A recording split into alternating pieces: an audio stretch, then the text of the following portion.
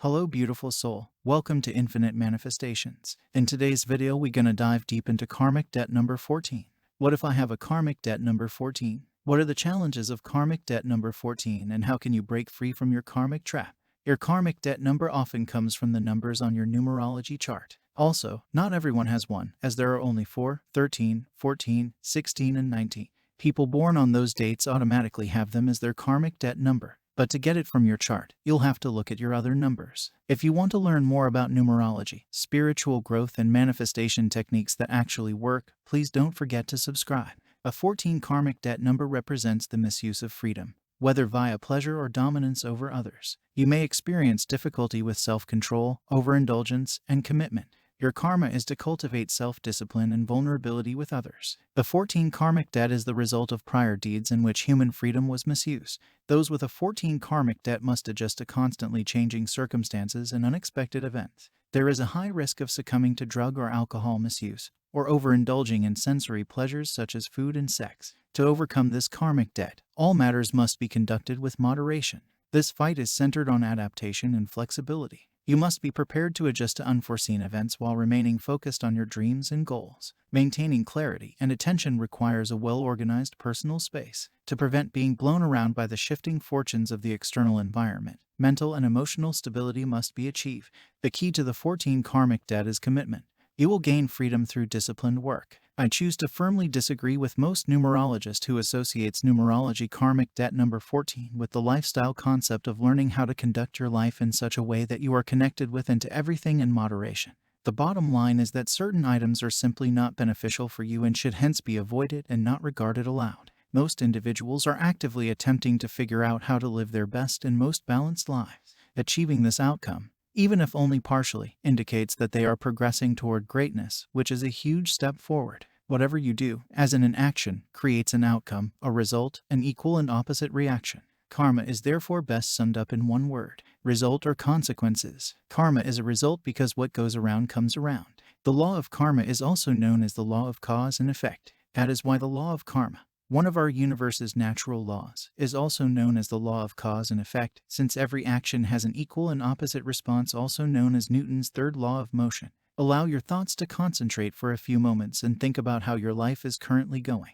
Now listen carefully. Let's be real, most of us are still working on self-discipline, wrapped in good intentions, procrastination, and emotions of failure. But it doesn't have to be that way. Self-control, like everything else, takes practice. Not every day will be flawless, but every day, with its mistakes and its victories, represents progress, and progress is what self-discipline is all about. I'll give you a list of actions you can take right now to improve your self-discipline. First, decrease anxiety. When we are experiencing bad feelings, we prefer to divert our attention by doing or thinking about something else. In fact, a 2016 study discovered that developing self-control may aid students in dealing with anxiety-related issues during school testing. Second, increase physical health. This is likely pretty obvious, but people who demonstrate regular self-discipline are better able to resist the use of health-damaging substances like tobacco and alcohol. Self-control is also linked to lower rates of obesity and addiction. Third, yes, self-discipline can improve your relationships. The capacity for self-control is a capability for empathic perspective taking,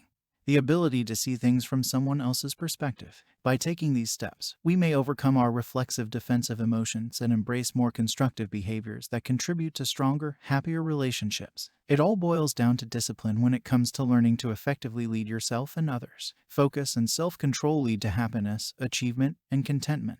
When faced with an all-you-can-eat buffet, the potential of making a quick cash, or the lazy temptation of sleeping in versus jumping on the peloton, it may be difficult to believe, but studies indicate that those with self-discipline are happier. Why? Because we achieve more of the goals we genuinely care about when we exercise discipline and self-control. Self-discipline is the link between objectives set and achievements achieved. Out of sight, out of mind, as the phrase goes. This sentence may appear funny, but it contains important wisdom. Simply removing the most powerful temptations from your environment can significantly enhance your self-control. Toss out the junk stuff if you want to eat healthy. You want to drink less. Remove the alcohol. Turn off social media alerts and quiet your cell phone if you want to increase your job efficiency.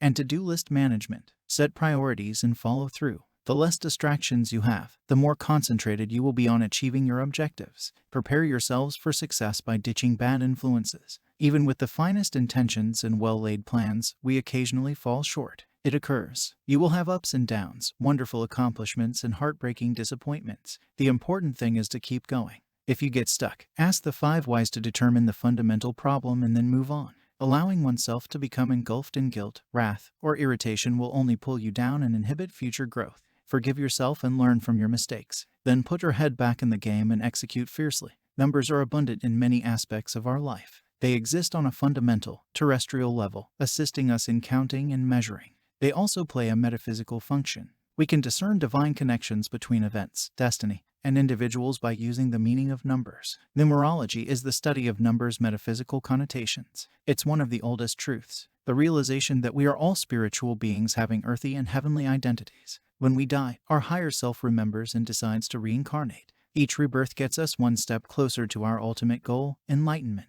We may, however, leave one existence and join another with karmic debt. These are lessons that we still need to learn. Each karmic lesson has a number. With karmic debt number 14, there are 2 major messages, optimism and dread. I'll give you a quick rundown of both. But first, here's the core message of karmic debt number 14.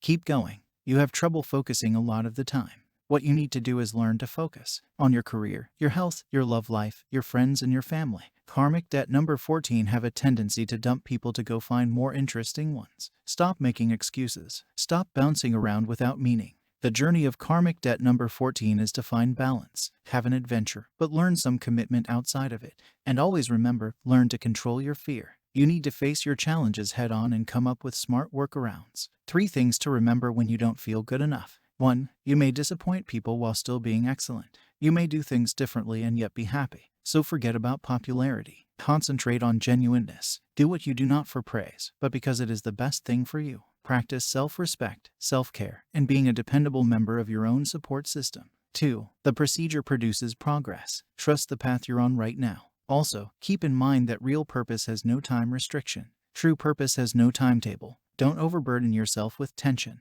Do whatever you can right now. Choose to think better and your whole universe will shift. Now it's your turn. Do you have a karmic debt number 14 and what is your current biggest challenge? Comment below. And always remember, be open to receive and I hope to see you in my future. If you liked this video, please give it a thumbs up. Don't forget to subscribe and watch the next video which will explain how to break free from your karmic trap for the rest of your life.